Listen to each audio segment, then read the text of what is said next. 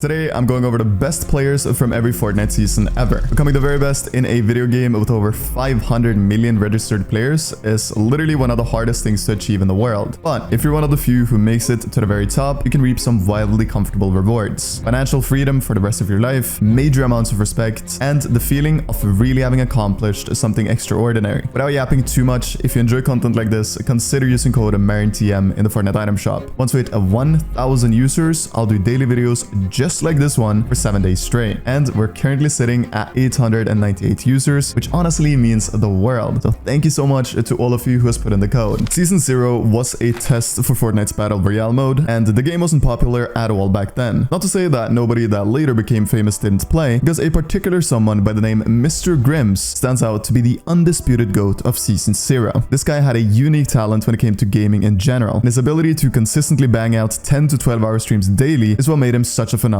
player. In addition to the fact that he had previously played games like H1Z1 and Killer Instinct at the very peak of professional play. He was one of the very first players in the world to drop 20 elim wins, all whilst being extremely humble and likable. Sadly though, Mr. Grims' days as a Fortnite player were short-lived, as he simply didn't enjoy the building mechanic. However, being able to only play the game for a few seasons and having the title as one of the best to ever do it is something to be proud of. On top of that, Grims naturally became a massive streamer during his days of playing Fortnite, because of both his personality and skill, having months averaging as much as 6,000 viewers with more than 300 hours streamed. Needless to say, Grims saw an opportunity and grinded his ass off to make it work, and financially speaking, set himself up for years to come. With OG Fortnite's return, Grims has been playing and streaming Fortnite for the first time in years, so it will be interesting and extremely nostalgic to watch him through the season. Ninja went for an extremely high-risk, high-reward life decision when Fortnite came out. You see, he was already averaging around 5,000 viewers playing games like PUBG and H1Z1, which he also played at the very highest level. But he decided to exclusively play Fortnite as he saw the potential in the game before, so to say, anyone else. Taking a chance paid off for Ninja, as we all know, and he was objectively speaking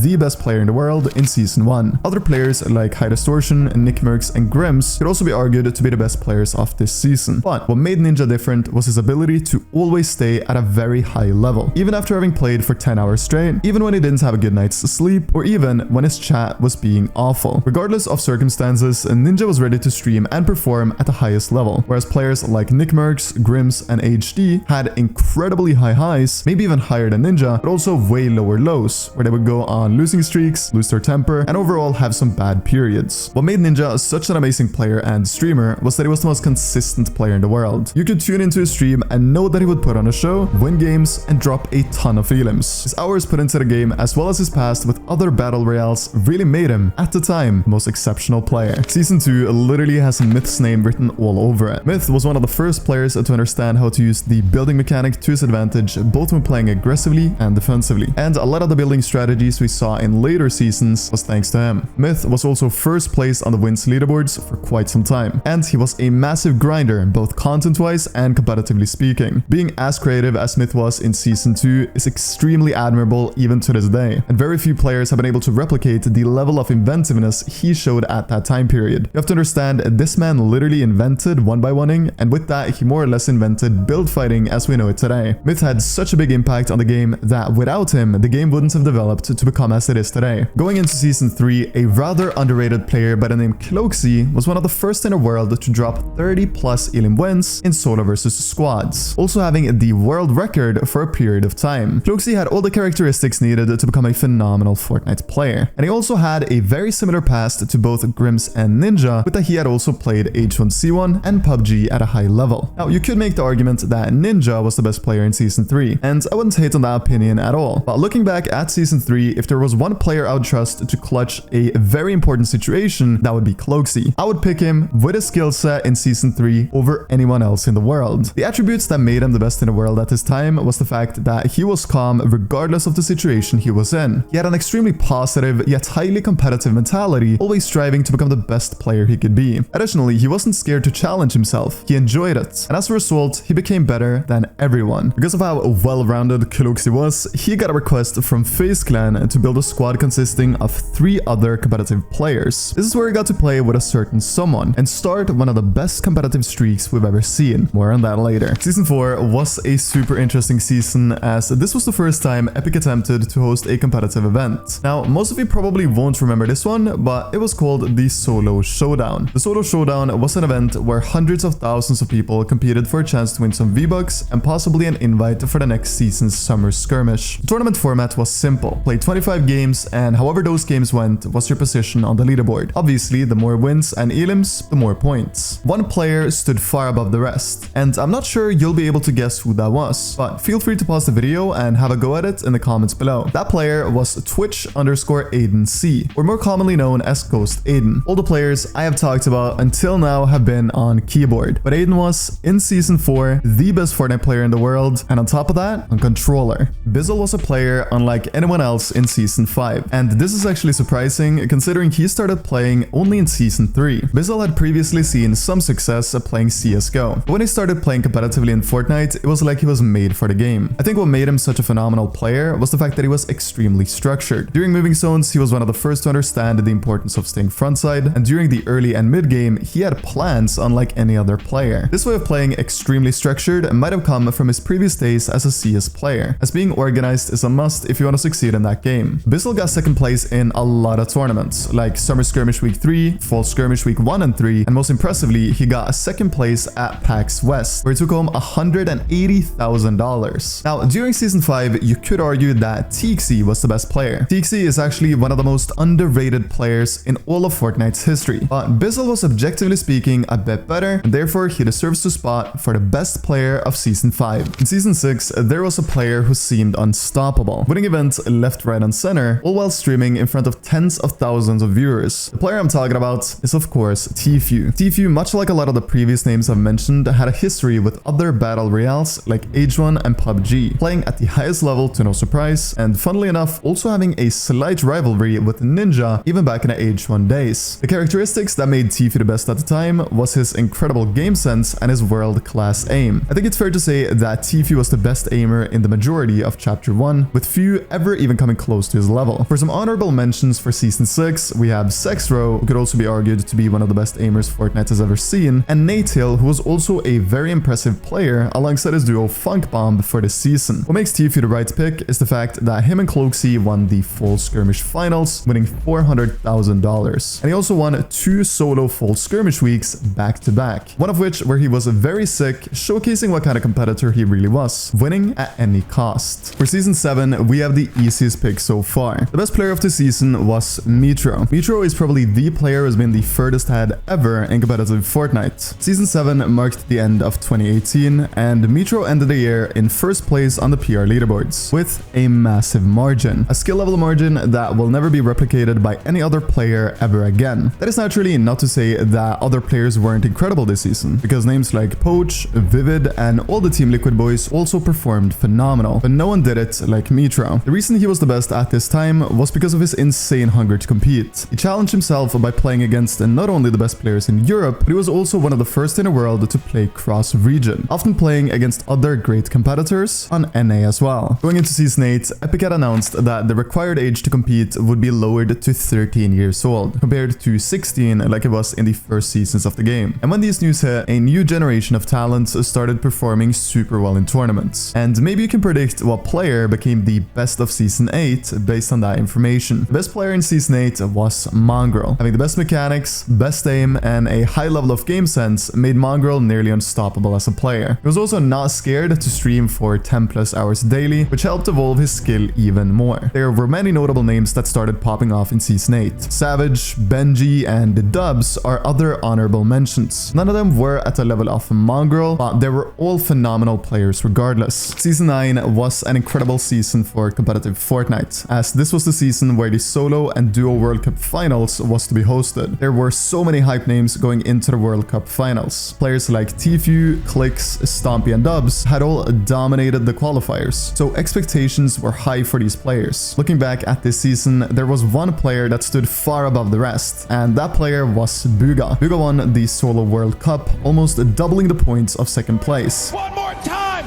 your world champion, Bugha!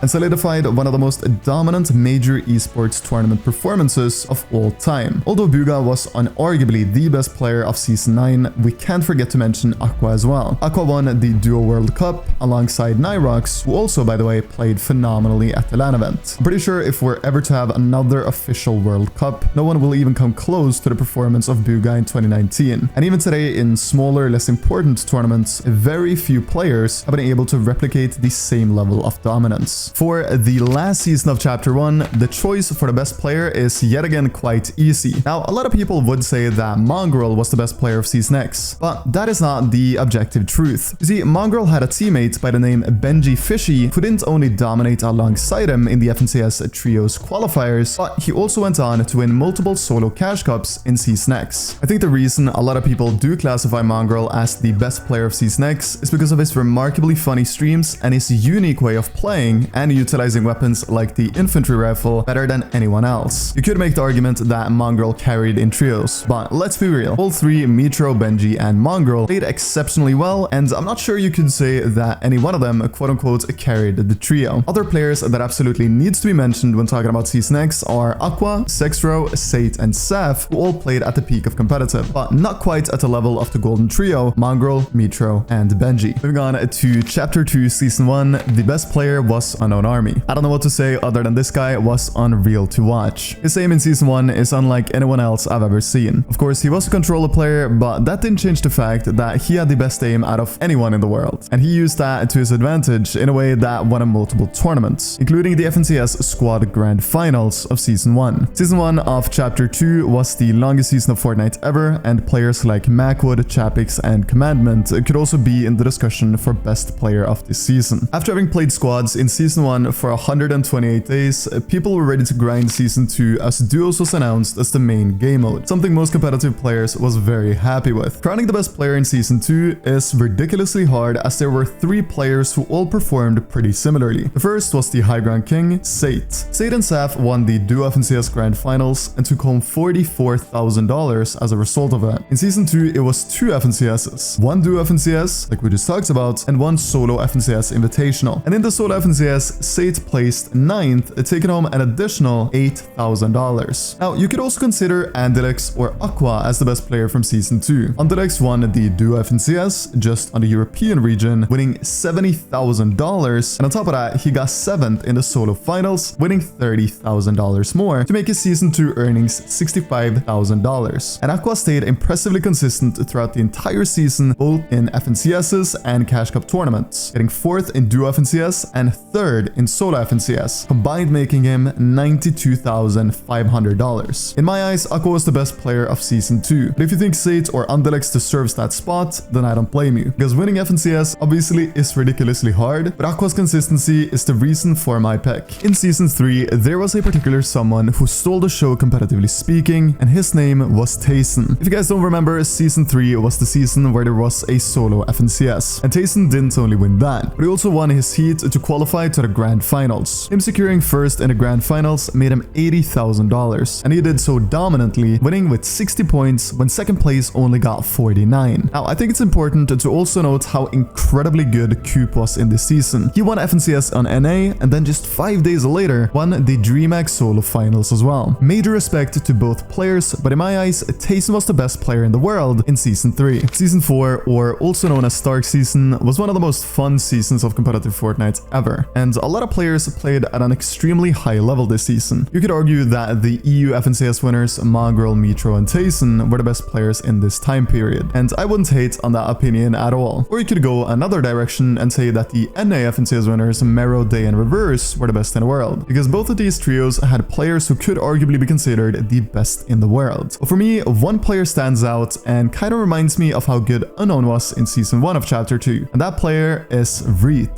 To those of you who followed competitive Fortnite back then, this season, as you might remember, was a season where Reet was considered the best fighter in the world by many, and he put on a show in every single tournament he participated in, hitting 200 pumps like no other, having piece control at the very highest level, and just eliminating the best players in his region with absolute ease. Reet was, and still to this day, is a unique player with an impressive skill set that very few come close to matching. And because of his unique ability to absolutely destroy anyone, I consider him the best player of Season 4. Sans season is up next, and crowning the best player of this one is a bit tough, because on the one side you have Chapix, who won EU FNCS and played phenomenally through the season. His teammates Hen and Janice are also in the discussion for the best player of Season 5, but without Chapix, Janice and Hen definitely would not have won FNCS. Chapix is a structured and strict IGL, perfect for someone like Hen and Janice. On the other side, you have Jack, who won NA FNCS and played impressively consistently throughout the season. Jack was actually #1 on the PR leaderboards for the entirety of 2020, being one of the most underrated players in Fortnite's history. However, one player stands out just a tiny bit more than both Chapix and Jack, and that player is Bucky. In the tournaments Bucky got top 100 in, his average placement was 7th. He got 3rd place in grand finals alongside Kanada and Macwood, and with that consistency, he is my pick for the best player of Season 5. There's a lot you can say about Primal Season, but crowning the best player in the world from Season 6 is actually not that hard. The best player was 4CR. His run in Season 6 was extreme to witness. Not only did he get 3rd place in FNCS finals, but he also won a duo DreamHack by basically playing solos against the best players in Europe. He won 2 Trios Cash Cups as well as a Trios DreamHack Cash Cup Extra. And on top of all of that, him, Tayson and Nate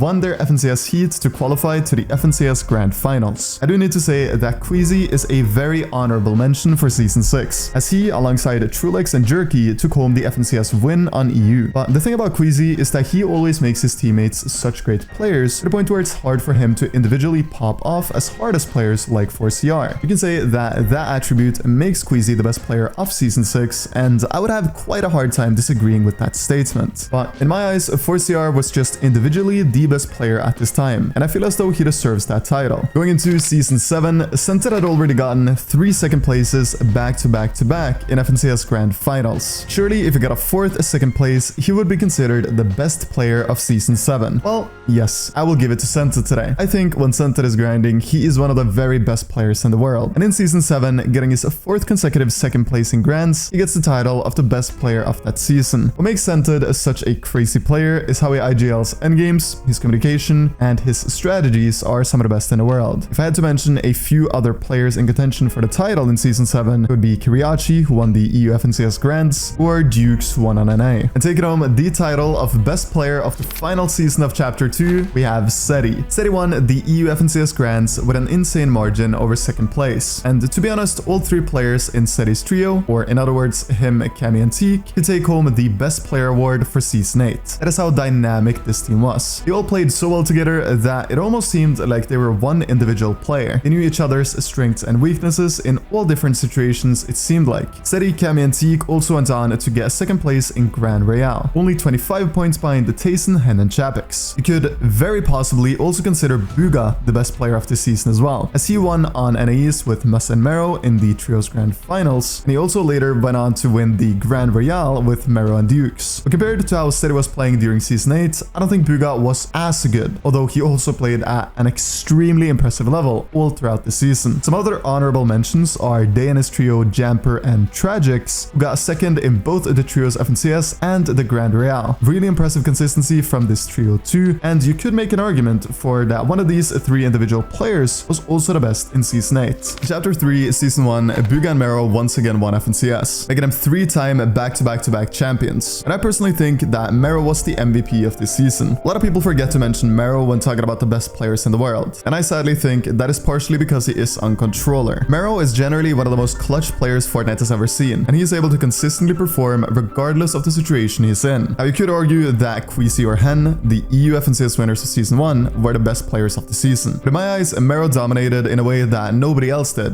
at this time, and it was a blast to watch. I genuinely think if Mero was on Keyboard and Mouse, he would get 5 times the respect he's getting, because his results have been out of this world, and it's about time he gets regarded as one of the greatest of all time, in my opinion. Moving on to the 2nd season of Chapter 3, the best player was Venno. At this time, Venno was honestly a different animal compared to everyone else. He played alongside Akko this season, and I think this duo pushed each other to just become the best players in the world. Don't get me wrong, there were a lot of other great players too, like Thomas HD, Peterbot, and Malabuka, but nobody came close to the level that Venno was playing at. Venno and Aqua ended up winning the FNCS Grand Finals of this season, taking home $300,000 collectively, doing so by almost exclusively playing high ground and being dominant in doing so. For Season 3, I think the best player was Malabuka. Malabuka is truly a one-of-a-kind player, and during Season 3, he was able to pull off plays I don't think any other player could even come close to doing. winning. He ended up winning Gamers 8 with Epic Whale, and he also got second place in the EU FNCS Grand Finals that season. Now, during Season 3, Vadil and Janice also played incredibly well, and they were the FNCS winners on Europe. Commandment and Avery are also two honorable mentions as they went on to win it all on NA. And for the final season of Chapter 3, there were many contenders for the spot as the best player. This was the season with the FNCS Invitational in North Carolina, and you could argue that either Cammy or Seti was the best player this season. Venom Queasy was also playing at an impressively high level all throughout the 76 days this one lasted. But one guy stood out heavily in my opinion, and that player is Quald. Not only did Center and Quald get third place at the Invitational whilst landing at a pretty bad spot, Quald was also by far the MVP of that tournament, clutching 1v2s that shouldn't have been possible against the best players in the world, and just pulling plays out of his pocket that were incredibly impressive to watch. Hopping into the most recent chapter, Chapter 4, we will begin talking about the Hammer season, or in other words, Season 1. This season had one of the most intense FNCS Grand Finals ever on Europe, with Tayson and Merstash only winning with a single point, more than Thomas HD and Metabuka. Even though Thomas and Metabuka didn't end up securing the win this season, I still think Thomas deserves the title for the best player of this one. Thomas is widely recognized as the best aimer in all of Fortnite, and seeing him play with the Thunder Shotgun and Red Eye AR just supports that claim even further. I think Tayson and Merstash also played at a near perfect level throughout the season, so I want to give them both an honorable mention. In Season 2, we saw the most dominant FNCS Grand Finals performance ever, with Queasy and Veno winning 6 out of 12 games on EU, and IGL getting the result of a 50% win rate in a lobby with the absolute best players in the world makes Queasy an easy pick for the best player of Season 2. Some other players that performed really well through the season was Merstash and Tayson and Dukes and Edgy, but naturally, none of these players got anywhere near the level of Queasy and Veno. For the second to last season on this list, my pick has to be Kanada. In Season 3, Kanada put on a show both competitively and content-wise. Kanada ended up winning the Season 3 FNCS Grand Finals alongside Agers, who also was and still is a phenomenal player. They won this season with a 12-point lead ahead of Buga and Threats, so any one of these two as well could be categorized as the best player of Season 3. But Kanada just had that little bit extra in my eyes. On Europe, the story was a little different as Swizzy and Putrick ended up winning. Swizzy, originally starting his career on Asia, was kind of a surprise winner, but after he moved to EU, he grinded super hard, and at the end of the season, he was able to get a big reward for all the hours put in, winning 200 grand collectively with Putrick. If you think Swizzy was the best player of Season 3, I would also completely respect that opinion, because he played at the very peak of what was possible in competitive Fortnite. And for the final season of competitive Fortnite so far, Chapter 4, Season 4, I'm going to pick Cammy. Now, Season 4 obviously had the FNCS Global Championships, where Mara and Cooper ended up winning, so picking any of these two as well is totally understandable and maybe even objectively the right pick. But I have to pick Cammy because I genuinely think he is totally unique in the way he plays at the highest level and practices. If I had to name the first player that comes to mind when talking about ones I respect, Cammy would be the first without a shadow of a doubt. He finds potential metas and tries so many different strategies, and on top of all of that, he seems to never complain about anything. I think Cammy deserves the title for best player of Season 4, as him and Seti also went on to get second place at the FNCS Globals, winning 650,000. Guys, please let me know your thoughts on my picks in the comments below, and thank you so much for spending over 20 minutes with me today. I hope you all have been enjoying the recent videos. If you have, the best way to show it is by dropping a like, as that helps the channel out a ton. Other than that, guys, thank you so much for watching as always, and I will see you all very,